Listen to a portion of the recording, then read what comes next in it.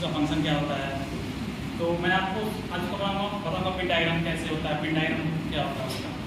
तो मैं आपको पिछले क्लास में पढ़ाया था कि माइक्रोप्रोसेसर होता क्या है, ठीक। तो आप बता सकते हैं सर CPU में माइक्रोप्रोसेसर होता है कि माइक्रो कंट्रोलर होता है? हाँ sir, okay, thank you sir, बहुत अच्छा आपने बताया। जैसे इन्होंने बताया कि CPU में माइक्रोप्रोसेसर होता है, तो आप देख सकते हैं कि प्रोसेसर ऐसा चीज़ है कि कहीं भी उसको हम लगा सकते हैं, उससे हम कहीं भी कोई भी काम यूज़ कर सकते हैं। प्रोसेसर और कंट्रोलर में ज़्यादा डिफरेंस नहीं होता है। माइक्रो प्रोसेसर में सिर्फ इतना होता है कि सिर्फ उसमें डिवाइसेस होती हैं, एक्सटर्नल कुछ नहीं होता है, ना ही मेमोरी होती है, ना ही कोई इंटरनल डिवाइस होता है, लेकिन उसको हम प्रोसेस करने के लिए यूज़ करते हैं। जैसे अपना कंप्यूटर हो गया, CPU हो गया, होम अप्लायंस में भी जैसे हो जाता है आपका वॉशिंग मशीन, उसमें कंट्रोलर लगा होता है, कंट्रोलर के अंदर भी प्रोसेसर होता है, कंट्रोलर के अंदर भी माइक्रो प्रोसेसर होता है, यानी माइक्रो प्रोसेसर इनपुट और सब मिलकर माइक्रो कंट्रोलर बनता है। इस तरह से हम हर एक माइक्रो प्रोसेसर को होम अप्लायंस में यूज़ कर सकते हैं। जो हम पढ़ाने वाले हैं आपको 8085, जो हम आपको पढ़ाने वाले हैं पिन डिटेल्स ऑफ 8085।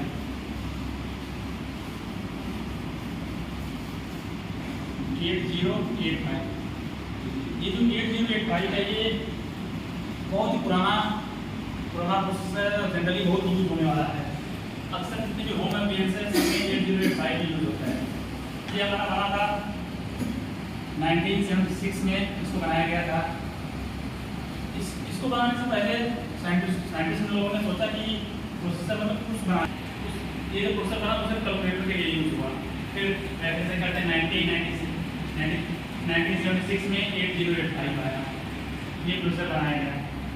ये प्रोसेसर बनाया गया तो हमारे जनरल पर्पज के लिए यूज होने लगा। जो हमारा CPU होता था, पहले हम बहुत बड़ा CPU देखते थे। पहले के दिनों में जब कंप्यूटर का आविष्कार हुआ तो उसके अदर कंप्यूटर कौन सा किया बता सकते हैं? थोड़ा सा बहुत ही पुराने, बहुत ही बेसिक में आप पढ़े होंगे सर, आप बताइए। जरूर सर, बैठिए। चार जगह ने कंप्यूटर की कोशिश की तो उसमें बहुत बड़े बड़े कंप्यूटर होते थे। हमारा प्रोसेसर नहीं था उस समय, बहुत बड़े बड़े कंप्यूटर थे। इस रूम कितना बड़े बड़े भी कंप्यूटर हो सकते थे। लेकिन जब से प्रोसेसर का निर्माण हुआ तो सारे चीज़ को इनबिल्ट कर दिया गया आईसी में इनबिल्ट कर दिया गया। तो हमारा जो CPU था वो छोटा हो गया, तो हमारा कंप्यूटर भी छोटा हो गया। डेस्कटॉप पहले हम डेस्कटॉप में अलग अलग चीज़ रखते थे बड़े बड़े, फिर धीरे धीरे वो छोटा हुआ, फिर उससे भी छोटा हो गया, लैपटॉप में आ गया। लैपटॉप में भी सारी चीज़ें इनबिल्ट होती हैं एक आईसी में। उसी आईसी की हम डिटेल्स बताते हैं, पिन डिटेल्स ऑफ 8085 आईसी। इसके बारे में आपको मैं बताऊँगा। चलिए 8085 जब इसका उद्घाटन हुआ तो इसमें लगाया गया 6500 ट्रांजिस्टर। आपने पढ़ा होगा कि जो आईसी होती हैं उसमें जो गेट होते हैं वो ट्रांजिस्टर में केवल बने होते हैं, यानी कि सारा बेसिक कॉन्सेप्ट होता है ट्रांजिस्टर या फिर आपका डायोड, मुझे सारे चीज़ बने होते हैं। तो हमारा 8085 है, ये हमारा 65,000 ट्रांजिस्टर से मिलकर बना हुआ है। इसमें इतने ट्रांजिस्टर लगे हुए हैं। अब देखिए इसकी जो फ्रीक्वेंसी होती है ये हमारी 6 गीगाहर्ट्ज़ होती है। कहीं कहीं इसको कहा जाता है 5 गीगाहर्ट्ज़ भी इसको कहा जाता है, क्योंकि जब इसी का एक एडवांस वर्जन आता है 8085A, जब इसका एडवांस वर्जन थोड़ा सा एडवांस आया तो 8085A आया, तब इसकी फ्रीक्वेंसी होगी 6 megahertz. Generally 6 megahertz frequency use करते हैं, ठीक है। और इसमें एड्रेस बस कितने होते हैं, डाटा बस कितने होते हैं सर, आप बता सकते हैं कि 8085 में डाटा बस कितने होते हैं, कितने बिट की डाटा बस होती है? 8085 में हमारी 8 बिट की डाटा बस होती है, 8 बिट डाटा बस। 8 बिट डाटा बस यानी कि इसी डाटा बस से हम ये डिनोट करते हैं कि जो हमारा 8085 है उतने बिट का प्रोसेसर है। अगर हम इसी से खरीदने जाएंगे तो 8085 क्या बोलेंगे हम, 8 बिट का प्रोसेसर से 8085 मिल जाएगा। इसका जो एड्रेस बस होता है हमारा 16 बिट का होता है, ये मेरा 16 बिट का एड्रेस बस होता है। यहाँ तक तो सबको समझ में आया। अब देखिए मैं आपको दिखाता हूँ कि आगे क्या क्या होता है। सर यहाँ तक आपको समझ में आ गया? आपको मैं बताने वाला हूँ पिन डिटेल्स। इसके लिए मैं आपको चार्ट दिखाता हूँ पिन डिटेल्स का, कि उसमें पिन कैसे होती हैं, कैसे उसका कॉन्फ़िगरेशन किया गया है। इससे पहले आप मैंने आपको बता दिया एड्रेस बस और डाटा बस। सर इसमें जो आप ट्रांजिस्टर बता रहे हैं, कितने ट्रांजिस्टर लगाए हमने, हाँ। तो मतलब कितने MB बना, मतलब जैसे ट्रांजिस्टर लगाते हैं ना डाटा स्टोर करने के लिए, तो ये एक मतलब 1 MB स्टोर करने के लिए कितने ट्रांजिस्टर लगाएंगे हम? 1 MB सर आप बता सकते हैं 1 MB में कितने बाइट होते हैं? 1 MB में कितने बाइट होते हैं? 1024। 1024 ठीक। 1 MB में 1024 बाइट होते हैं ठीक। नहीं सर 1 MB मैंने आपसे इनसे पूछ रहा हूँ, आप बताइए 1 MB में 1024 बाइट होते हैं तो 1 बाइट में कितने बिट होते हैं? नहीं वो किलो बाइट होता है, उसके बाद फिर जाके उसमें होता है आगे, तो मुझे डाउट था थोड़ा उसमें। हाँ ठीक है, मान लीजिए किलो बाइट कर लिए ठीक। अब एक MB में कितने किलो बाइट होते हैं, यानी कि इस K का मतलब क्या होता है? 1000। K का मतलब 1000 होता है, तो 1000 का क्या मतलब हो गया, ये कितना बढ़ जाएगा, यानी कि 1 KB में तो आपका 1 KB हुआ ना, 1 KB में कितने बाइट होंगे? ये तो मुझे नहीं आइडिया सर। बस सब सिंपल सी बात है, देखिए जैसे 1 MB में इतने KB होंगे तो 1 KB में कितने बाइट हो जाएंगे, कितने बाइट हो जाएंगे? जब तब भी मैंने आपसे क्या पूछा, 1 बाइट, 1 बाइट में आपके कितने बिट होते हैं? 8 बिट होते हैं। 8 बिट होते हैं ना, तो हमने पढ़ा है क्या कि जो हमारे स्टोरिंग डिवाइस होती है वो फ्लिप फ्लॉप होती है, फ्लिप फ्लॉप होती है ना, तो एक फ्लिप फ्लॉप मान लीजिए कोई भी एक फ्लिप फ्लॉप है, एक फ्लिप फ्लॉप कितने ट्रांजिस्टर से मिलकर बना होता है बताइए?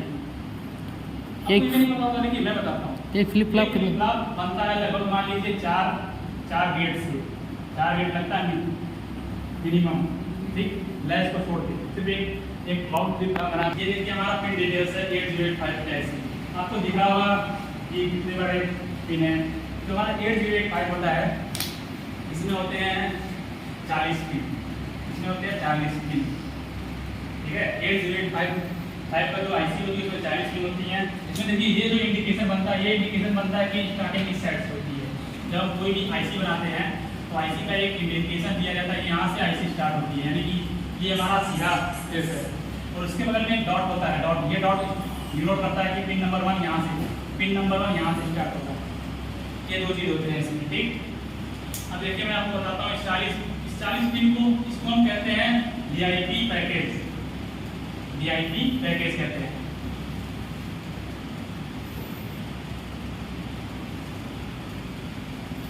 VIP पैकेज में बनता है, यानी कि डुअल इन लाइन पैकेज में बनता है ये ठीक।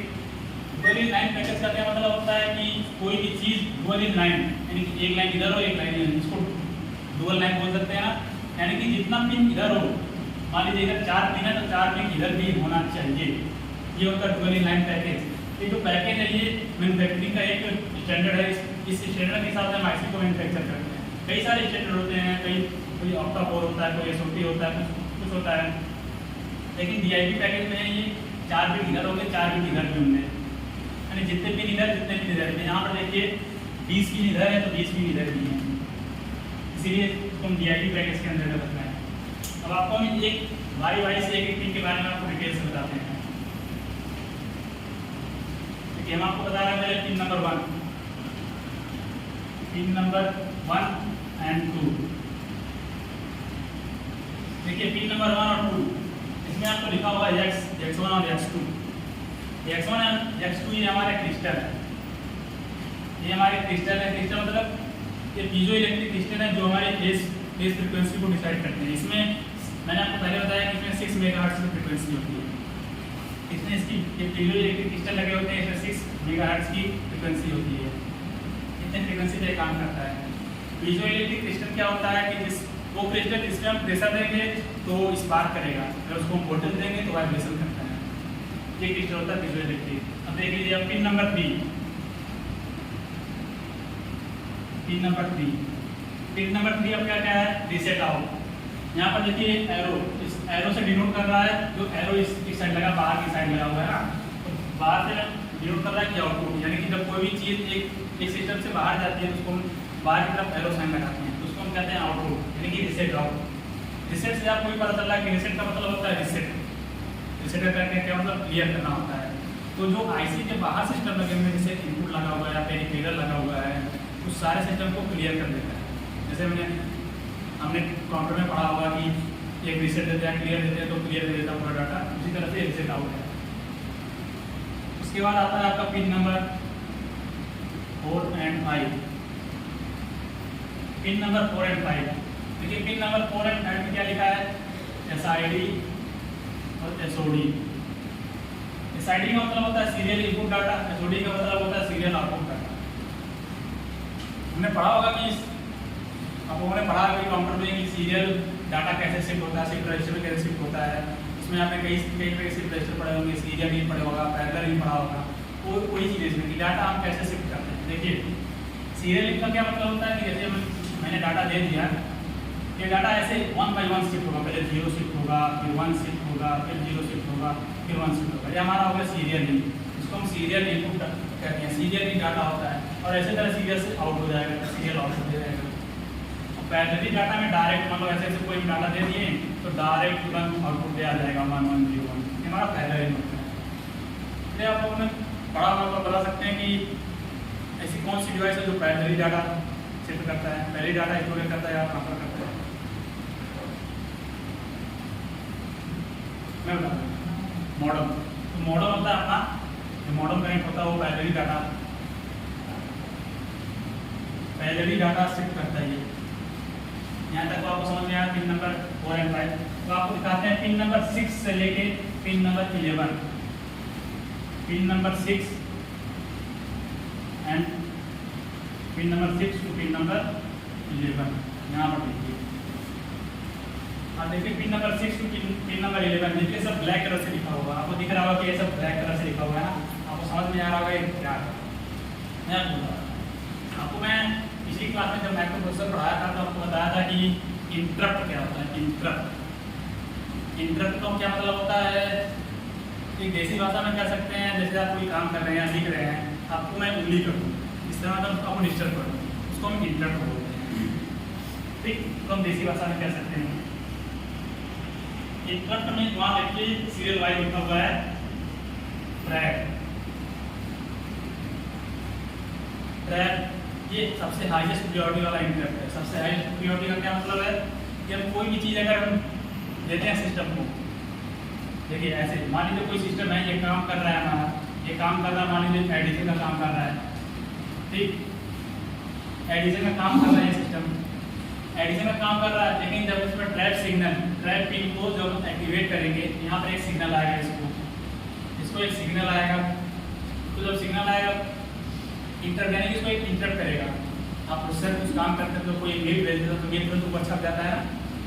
तो अगर आपको जरूरत लगती है तो आप मेल खोल लेते हैं, तुरंत अपना काम रोक के मेल खोल लेते हैं, क्योंकि मेल में कुछ इंपॉर्टेंट डॉक्यूमेंट होगा उसको भेज देते हैं। यहाँ पर भी वैसे ही ट्रैप ऐसा इंटरप्ट है, इसको हाईएस्ट प्रायोरिटी दिया जाए। अगर इस नाम से आया कोई सिग्नल तो सिस्टम अपना काम बंद करके इसको पहले खोल लेता है, पहले खोल लेता है भाई इसकी प्राथमिकता सबसे ज़्यादा है, इस तरह से इसको पहले खोल लेते हैं।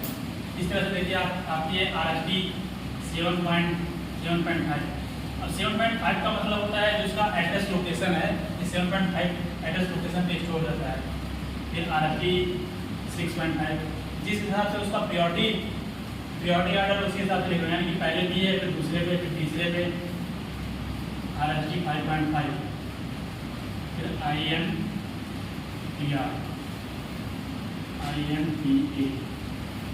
INTR सबसे बेसिक इंटरप्ट होता है। INTR इंटरप्ट रिक्वेस्ट, इसका मतलब होता है हम इंटरप्ट रिक्वेस्ट यानी कि हम रिक्वेस्ट करते हैं कि भाई किसी को, जैसे कि इंस्टाग्राम पर, फेसबुक पर हमने उसको फॉलो किया है तो उससे रिक्वेस्ट भेजा, तो वहाँ पर हम ये सिग्नल जाता है या प्रोसेसर में ये सिग्नल जाएगा कि हाँ मैंने आपको रिक्वेस्ट भेजा।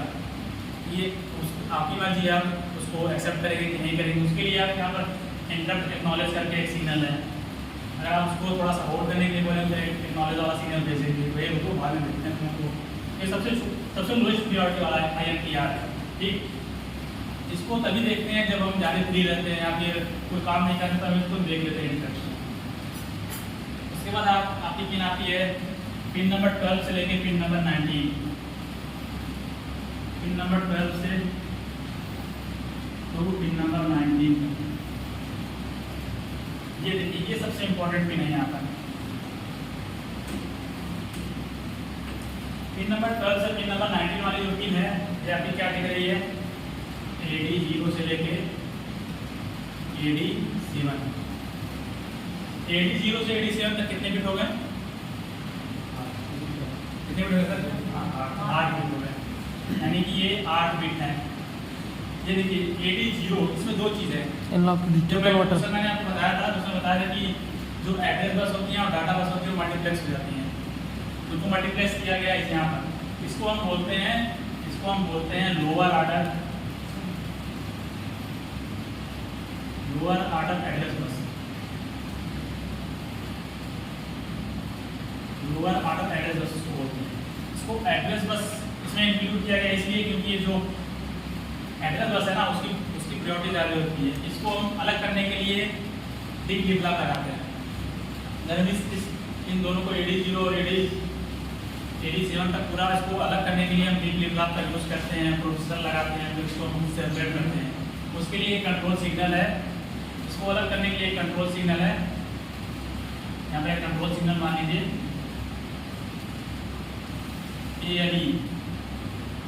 ALE एक कंट्रोल सिग्नल। देखिए यहाँ पर कहीं पिन होगा, देखिए यहाँ पर पिन नंबर 30 पे है ना ALE।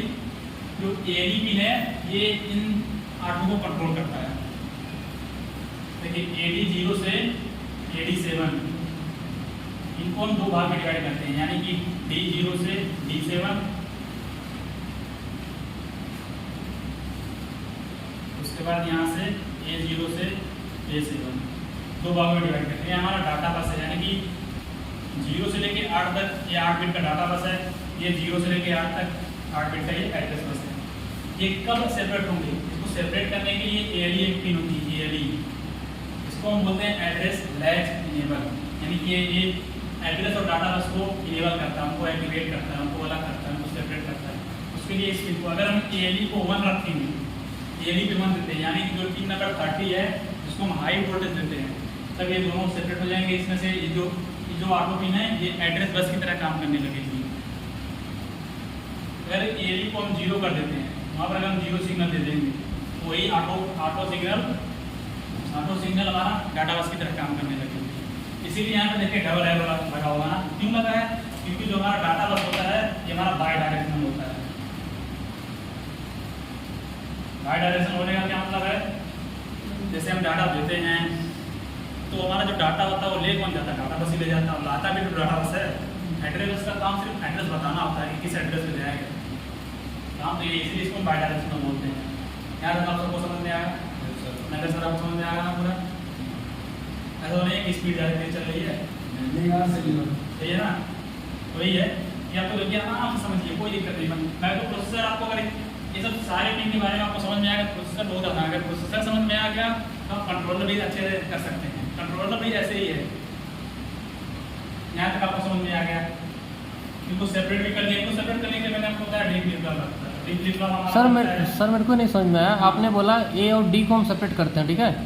मतलब दोनों डाटा बस पर उसको, तो ALE इसमें पिन ऐसा कोई है नहीं। ALE पिन जो आप बोल रहे हो 30 पे, तो वो मतलब उसको कैसे पता चलेगा कि इनको कब सेपरेट करना है, कब नहीं सेपरेट करना है? आपने बोला कि 1 दे देंगे, तो उसे कैसे पता चलेगा कि 1 देंगे हम 0 दें? अब देखिए हम लोग डाटा देते हैं, हमारा डाटा क्या बता सकते हैं कि जो हमारा कंप्यूटर होता है उसमें किस फॉर्म में डाटा चल रहा है? डिजिटल फॉर्म में। डिजिटल में क्या रहता है? बाइनरी में जाता है। बाइनरी में जो हमारा प्रोसेसर होता है वो हेक्साडेसिमल में कन्वर्ट करता है, ठीक है? हेक्साडेसिमल में जाता है। जब हेक्साडेसिमल में डाटा जाता है तो कितने बिट का हो जाता है? 4 बिट का। मान लीजिए ये हो गया 4 बिट का डाटा। यहाँ पर यस लिखते हैं, यस का मतलब हेक्साडेसिमल। तो इसका जो इसमें 2 पार्ट होता है, ये होता है हमारा प्राइमरी सेक्शन, ये होता है सेकेंडरी सेक्शन। इस प्राइमरी सेक्शन को हम बोलते हैं लोअर बिट,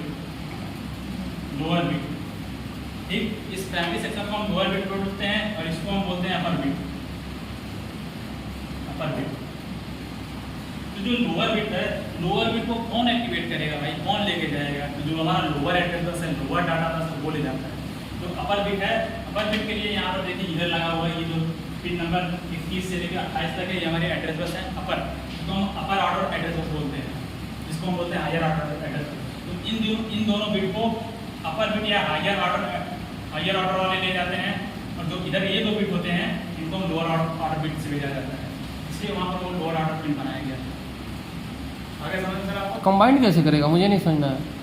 ऐड कैसे? कंबाइन नहीं करेगा। हम्म। जब उसको पता चलेगा कि मुझे लोअर ऑर्डर डाटा भेजना है तो उसको पता चलेगा ना कि मुझे डाटा भेजना है कि मेरे एड्रेस भेजना है, पहले वो एड्रेस भेजेगा। तो पहले इसको हम ALE को एक्टिवेट कराएगा, ALE को 1 दिया जाएगा। 1 दिया जाएगा तो यहाँ पर जो हमारे पिन है ये एड्रेस बस की तरह काम करने लगेगी। यहाँ से डाटा मिल जाएगा एड्रेस को प्रोग्रामिंग हम करेंगे तो हमारा काम होगा। लेकिन जो प्रोसेसर है, तो प्रोसेसर में कोई प्रोग्राम भेजेंगे, प्रोसेसर कैसे काम करेगा हम हमको बता रहे हैं। तो प्रोसेसर ने प्रोग्राम भेज दिया, प्रोग्राम जो भेजा है किस आधार पर भेजा कि अगर इसको एड्रेस बस की तरह काम कराना है तो यहाँ पर इसको 1 एक्टिवेट कर देगा, डाटा बस की तरह काम कराना है तो इसको 0 कर देगा। इस तरह से अब इसको अलग करने के लिए हम क्या बता सकते हैं, क्या बता रहे थे, डी फ्लिप फ्लॉप। तो 74373 ये हमारी डी फ्लिप फ्लॉप की IC है, ठीक है, डी फ्लिप फ्लॉप की IC है, ये भी एक IC है डी फ्लिप फ्लॉप की। इसी से हम अलग करते हैं डाटा बस और क्या कहते हैं एड्रेस बस को। ALE के साथ ALE को कंट्रोल पैनल की तरह यूज करके इन दोनों को हम अलग अलग करते हैं। सर इस IC में कितनी पिन होती हैं? हाँ सर, ये IC आपकी इसमें 8 गुना 16 पिन होती है सर। ठीक सर। सर 16 पिन की IC है।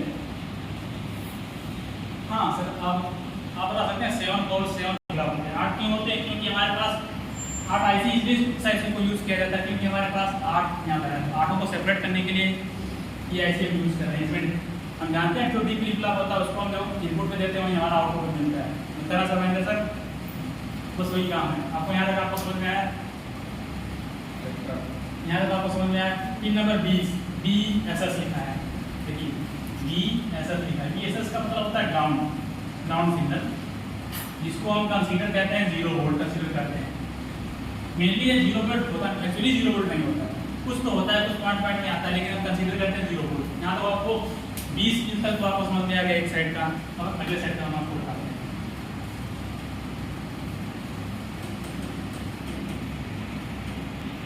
काउंटिंग कहाँ से चालू करेंगे बताइए? नीचे से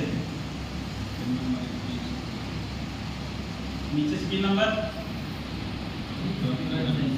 21, बहुत सही। देखिए हमारा पिन नंबर 21 से लेके कहाँ तक? 28 तक। इसीलिए देखिए मैं यहाँ पर कलर वाइज यहाँ पर लिखा गया है कि आपको दूर से भी देख रहे हैं तो भी आपको कलर वाइज से समझ में आए कितने हैं, कितने इधर हैं।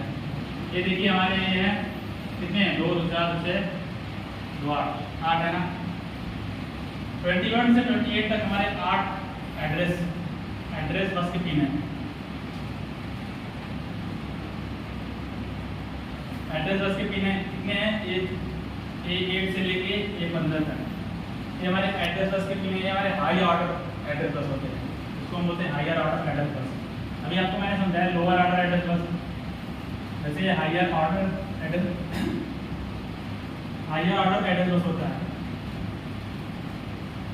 ये हायर बिट को स्टोर करता है और हायर बिट को ले जाता है या उसको एड्रेस पे ले जाता है। इसके लिए जब हम टाइमिंग डायग्राम आपको बताएंगे तो बताएंगे कि हायर ऑर्डर कैसे काम करता है। एक पिन वहाँ देखिए, यहाँ पर देखिए आपको पिन नंबर 29 को देखिए, पिन नंबर 29 इसी के साथ लगे हुए देख लीजिए पिन नंबर 33।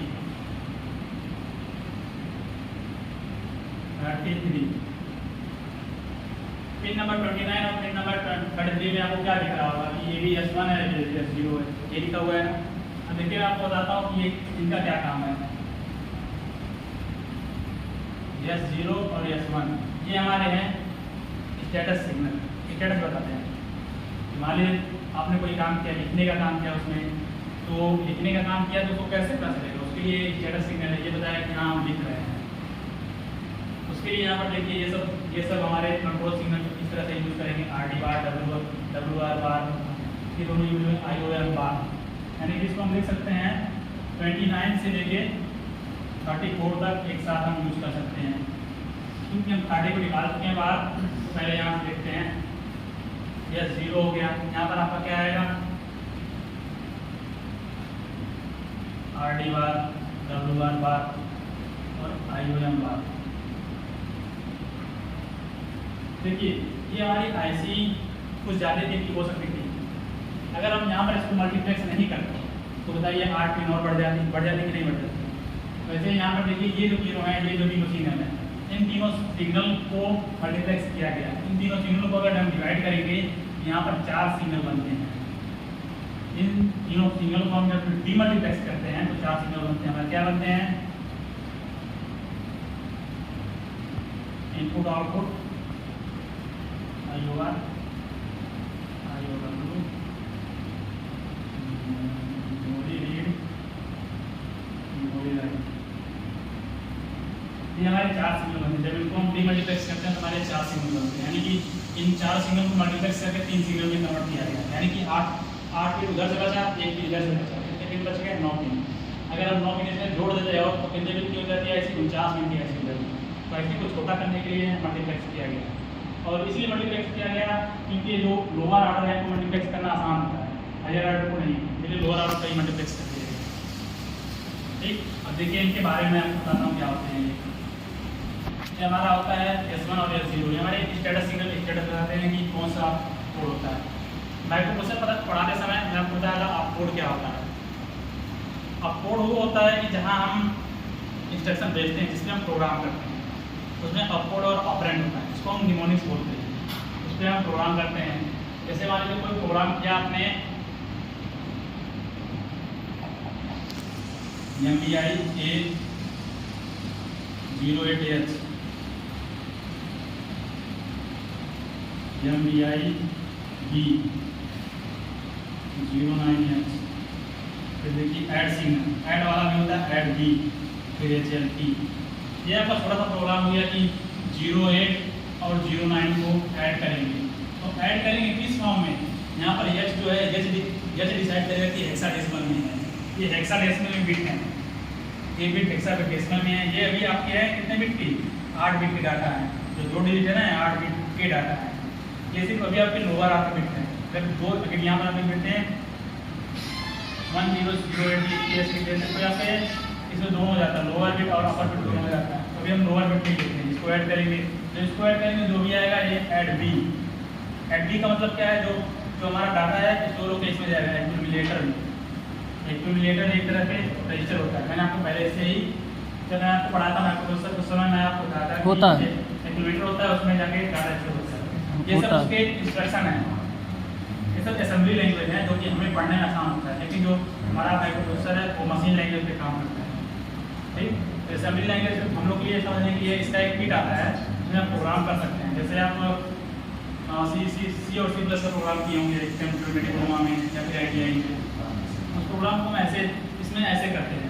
चलती हार्ड भी एक तरह से इंटरप्ट है, ये हमारा खत्म करता है। जब वो कोई भी चीज़ खत्म हो जाता है तो उसको ये हार्ड कर देता है, यानी कि उसको वेट स्टेट में डाल देता है। जब तक ये प्रोग्राम रन होता है तब तक सिस्टम वेट में रहता है। इस तरह से एक प्रोग्राम रन करता है। इसी के स्टेटस को ये बताया जाता है। जो स्टेटस सिग्नल है इसी को बताता है कि कहाँ कहाँ गया, कौन सी चीज़ क्या काम कर रही है। जैसे यहाँ पर मान लीजिए IO यम बार का क्या मतलब आपको समझ में आता है? कोई किसी भी चीज़ पर बार लगते हो तो उसका क्या मतलब होता है? सर उल्टा, मतलब जो आ रहा है उसका उल्टा प्राप्त होगा। मान लीजिए नॉट गेट जीरो, यानी कि हम क्या करते हैं जीरो कर सकते हैं ना, जीरो एक तरह से। यानी कि अगर जब हम इसको यानी कि मेमोरी का काम करते हैं, मेमोरी का काम कर देंगे तो यहाँ पर जीरो होगा। अगर इनपुट आउटपुट काम करेंगे तो यहाँ पर 1 लिखा जाएगा। कोई भी चीज़ अगर इनपुट आउटपुट काम करेगा तो 1 हो जाएगा। देखिए S1 और S0, जब इसको हम S0 को 1 देते हैं और S1 को 0 देंगे तो हमारा कौन सा काम करेगा? RD बार का काम करेगा। कहाँ काम करेगा? जब यहाँ पर हमने एक्टिवेट क्या किया है? एक्टिवेशन यहाँ पर 0 दिया है। 0 क्या मतलब है? मेमोरी में काम किया जा रहा है रीड का। मेमोरी में रीड का क्या मतलब होता है? मेमोरी से डाटा आएगा, डिस्प्ले पे दिखता है, उसको हम रीड कहते हैं। ये हमारा रीड बार का काम करते हैं। जब इसको हम राइट बार में काम करना होगा, यहाँ पर 0 यहाँ पर 1 देंगे तो हमारा डबल बार होगा, राइट बार का क्या काम होता है? कोई भी चीज़ हम रीड करते हैं कीबोर्ड से तो जाके मेमोरी या किसी रजिस्टर पे लिखा जाता है ना, तो हमारा राइट बार का काम होता है। सर ये कैसे डिसाइड कर रहे हो कि ये 0 पे मतलब रीड होगा तो 1 0 होगा, इस पे 0 1 होगा? ये चीज़ ये पहले से ही कोडिंग उसमें फील्ड है। जब पहले से उसमें कोडिंग जैसे हम लोग मल्टीप्लेक्सर डीमल्टीप्लेक्सर में करते हैं, पहले से फिक्स रहता है सिलेक्शन लाइन में। वो चीज़ बोल रहे हो आप? हाँ सर, बस उसी टाइप की चीज़ है कि ये पहले से ही कोडिंग करके उसमें डाली गई है कि हम जब इसको जब यहाँ पर मेमोरी बार का काम होगा, रीड बार देना है, जब रीड करना है मेमोरी से, तो उसके लिए हम सेलेक्ट जो स्टेटस बना है, स्टेटस को इसको 1 कर देंगे, इसको 0 कर देंगे। ठीक सर। पहले से उसने प्रोग्राम किया गया, इसी प्रोग्राम के अनुसार वो रन होता है। ठीक ठीक। ठीक, फिर ऐसे ही अगर आपको इनपुट आउटपुट का काम करना हो तो यहाँ पर 1 करेंगे, यहाँ पर 1 करेंगे तो हमारा RD बार का काम करेगा, यहाँ पर 1, यहाँ पर 0, यहाँ पर 1 करेंगे तो हमारा WR बार का काम करेगा। इस तरह से ये स्टेटस सिग्नल स्टेटस बताता है क्या क्या काम होता है। यहाँ तक आपको समझ में आया। RD बार का मतलब रीड करता है, WR बार का मतलब राइट करता है। इसमें से IO का मतलब इनपुट है, DM का मतलब मेमोरी है। यहाँ तक आपको समझ में आ गया। कहाँ तक? 34 तक समझ में आ गया आपको। अब देखिए यहाँ पर रेडी रिसेट इन क्लॉक। क्लॉक तो खैर आपको जानते हैं कि क्लॉक दिया जाता है, हर पिन को क्लॉक दिया जाता है। उसको नेगेटिव पॉजिटिव ट्रिगर से नेगेटिव से पॉजिटिव तक जाने तक उसके लिए उसको क्लॉक दिया जाता है। यहाँ तक आपको समझ में आएगा? मैंने सर आपको समझ में आ रहा है?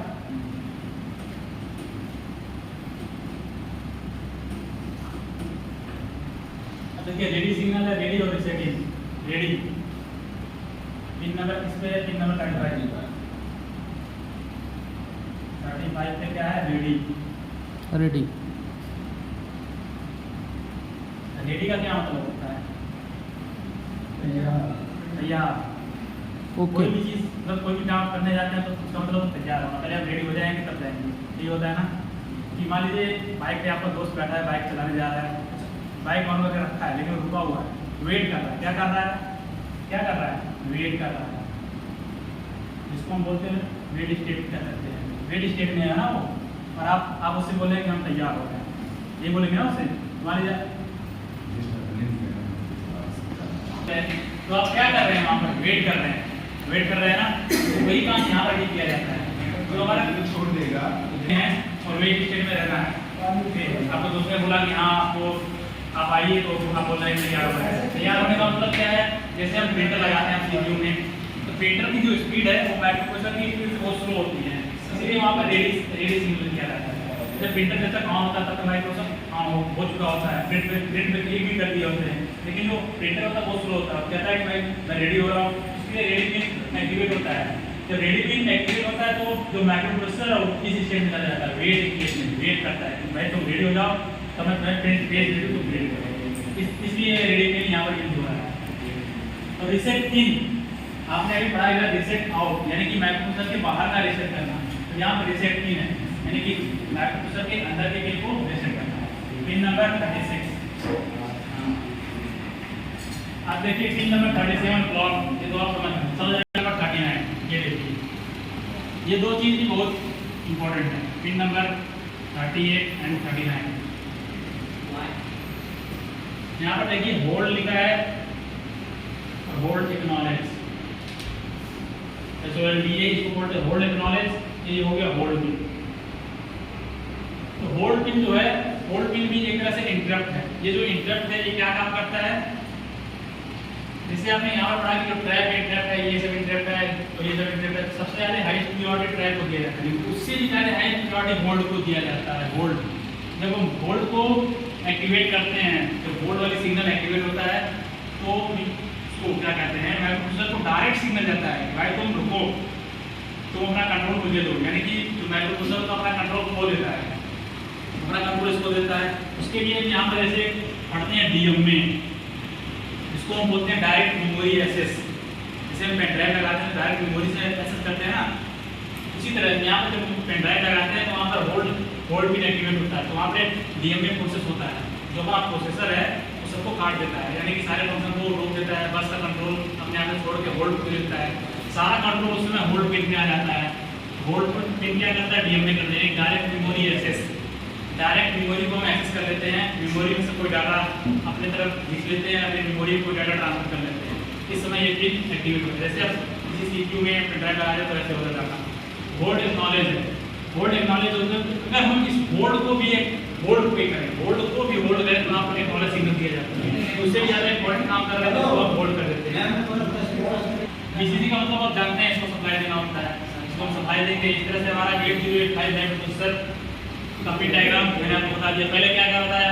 पहले आपको क्रिस्टल के बारे में बताया, रीसेट पिन के बारे में बताया, ये सीरियल इनपुट के बारे में बताया, इंटरप्ट के बारे में बताया, आपको मल्टीप्लेक्स एड्रेस एंड डाटा बस के बारे में बताया। उसके बाद यहाँ पर देखिए हायर ऑर्डर डाटा बस के बारे में बताया। यहाँ पर ये कंट्रोल सिग्नल के बारे में बताया। अबे बच्चे की जान लेगा क्या, 35 मिनट हो गए अबे, बस कर। उसके बाद यहाँ पर रेडी रिसेटिंग क्लॉक ये सब के बारे में आपको सारा डिटेल बता दिया। तो आपके लिए एक क्वेश्चन है, आप एक माइक्रो प्रोसेसर पे 60 नोट लिख कर आइएगा। इसके लिए आप कोई बुक प्रिपेयर कर सकते हैं, जैसे जेई बुक की इलेक्ट्रॉनिक्स की प्रिपेयर कर सकते हैं। तो हमारा नेक्स्ट लेक्चर होगा क्या, नेक्स्ट लेक्चर होगा इंटरफेसिंग। नेक्स्ट लेक्चर होगा इंटरफेसिंग। इसके बारे में आप थोड़ा सा पढ़ के आएंगे, इंटरफेसिंग क्या होती है। किताब के नाम तो बताओ। नेक्स्ट लेक्चर हमारा होगा इंटरफेसिंग। कौन सी किताब में मिलेगा? इंटरफेसिंग उसके लिए आप हो सकते हैं इलेक्ट्रॉनिक्स की book, microprocessor and micro control की बुक होती है, अंजर गुप्ता की है। ठीक सर। ठीक है, ओके।